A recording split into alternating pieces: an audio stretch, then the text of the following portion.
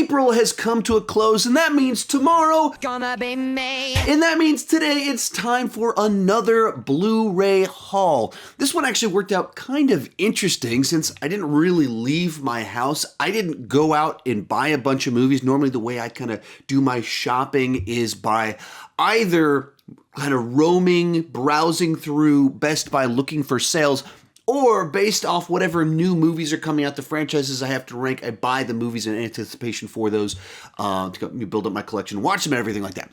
Well, not really leaving my house to go browse Best Buy that you can't browse right now, because to do that, I'd have to grab some bricks, throw them through the window, and the police would come and grab me. And then there's no new movies coming out, in which case I'm not setting up my rankings the way I traditionally have. So I didn't go out and buy a bunch of movies, but the way the universe played out, through fan mail, a bunch of people sent me movies to check out during quarantine, and then my buddy Andy also just happened to gift me a couple of movies, or I guess we traded a little bit in there. So of all these movies, I didn't buy any of them. Now, that's not to say I didn't buy any movies this month. I actually bought several movies on digital. Bought Sonic the Hedgehog for my son for his birthday. There wasn't a physical copy you can get yet, and a couple other ones I don't even. The Proposal with Sandra Bullock is one that we bought. So a bunch of digital stuff. I would have preferred to have a physical copy of Sonic, but it was my son's birthday, and so it was like, I know what he wants to watch today, so I will sacrifice my love for physical media, and I will just go ahead and get the digital copy so he can watch it, and I'll probably end up like a second copy of it or something like that. But anyway, with all of that said, pretty much all these were sent by fans. A lot of times I do fan mail opening videos over on my second channel. If you're wondering where you can send fan mail to, there's always kind of an address down below in the description. That's my P.O. box, so that you can if you want to send me a letter, or in this case, I think I've received more movies from people in the last month than I have in the previous year and a half of having this big deal. But with all of that said, let's kind of go ahead and dive into this first one up, the Hobbit and the Lord of the Rings trilogy. And this was from April Marino, who wrote a little note saying, best trilogy ever. You should definitely rank these movies. I don't own these. I don't own either one of these ones. I think I have a couple of the Lord of the Rings movies on DVD, but like an old version. So I don't have them on Blu-ray. So being able to actually watch them to do the rank would be very cool. I have an old ranking from back in 2017. A bunch of these franchises, I ranked them when my channel first started, but they're off. They're not like I currently do them, not edited the way I currently do things. And so I ranked all 6 of these movies, I think, in under 5 minutes. And so not very satisfying if you're a fan of the Lord of the Rings universe. And it's also been copyright claimed by Universal, and they won't release it. So I make no money on it. It's a video that would have been worth over $100, and I don't make any money on it because the studio is pretty ridiculous. Is it Universal? Double check that. I might want to badmouth the wrong studio. I'm not fighting it, but whichever studio it is. Warner Brothers. Warner Brothers isn't normally like that. That's interesting. I wonder if there's some other piece of information to that. Anyway, if you're wondering about the musings of YouTuber people, we're always thinking about little things like which studio is really bad about fraudulently claiming stuff. But anyway, I really need to rewatch all of these and update that ranking. So now I can. Thank you very much, April. Next one, I'm not sure. I might have mixed up my pieces of papers, but so I might thank the wrong person on this one. But I'm going to thank Charlie Bushman for Hacksaw Ridge.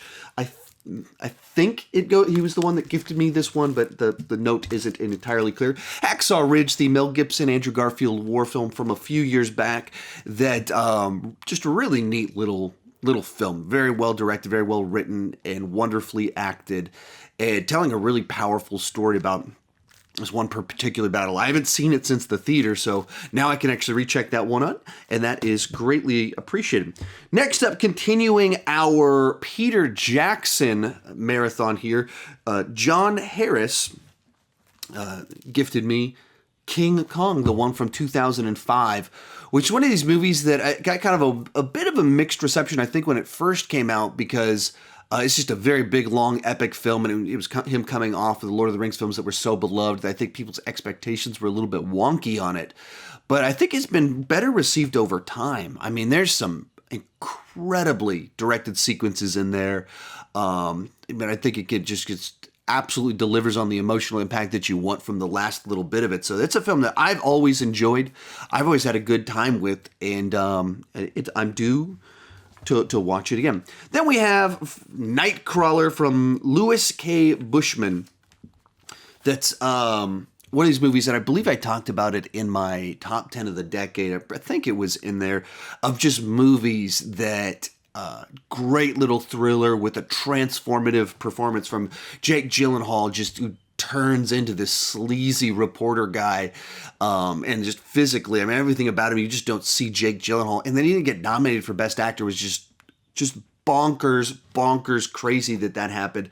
And so I hadn't been able to pick this one up yet, so very much appreciated that now one of my favorite movies of the last decade, I now own it. Then we have Game Night from Mark Forbes, who said, it's one of his favorite comedies, and my wife and I really enjoyed this one in the theater. Just a nice energy to it. I'm a big fan of both of the lead actors in it, and as well as Kyle Chandler. My wife had a big crush on Kyle Chandler when she was growing up. I guess he was on some TV show back then or something like that, Inside Edition or something like that, Daily News or Next Day News or something. And so she's always been a big fan of him. And then Friday Night Lights was this show that's incredibly popular right around where we are, because it's takes place in Central Texas, and parts of it, a lot of it was shot around here. So we watched through that show many times. And so then, of course, just a good old kind of little bit of romance in there, but about a married couple on this little game night. Had a big lot of fun with this one. And just even the way it's directed, the action, the way it transitions between scenes, just done really, really well. Then next up, we have the two films that my buddy Andy, one of them gave to me, and then the other one was more of a trade-off. So the one he gave to me is Robin Hood, the Disney movie that they announced a couple weeks back that they're actually converting into a live-action film, which not really sure how you do that, but they've announced it. And my kids are just the perfect age to eat this one up, so we haven't sat down to watch it yet, but I'm pretty sure that they will absolutely love that film once we do kind of give that one a look-see. And I guess Andy had like some sort of Disney club or something. I really understood. She was like, I forgot to cancel my subscription, so I've got Robin Hood. It's like, Andy, I don't know what that means, but I'll take it off your hands if you don't want it. So he gave it to me. And the final one on here is Star Wars: The Rise of Skywalker. I don't think this was on last month's list. So I don't remember exactly when we made the exchange. But so I was meaning to buy it and everything like that, but I just couldn't go out to the store. And then I had a weight bench in my garage that I wasn't using and didn't want to do all the work to set it up and clean up my garage. And then Andy was looking for weights, and I was like, I've got weights in my garage. And so we ended up just trading. So I don't know if it's a clean trade. He still owes me more, but he gave me this movie for my old weight set that apparently now on the internet is worth $2,000. But I wasn't planning on using the weights anyway, and I was planning to buy and watch the movie. So it worked out well enough for me. And now he feels like he owes me more stuff, since weight benches apparently are selling for like $2,000 these days, and obviously it was worth more than a single movie. So we'll see how that all plays out. But yeah, watched this one back through with my kids, and I actually listened to audiobook of it. And it's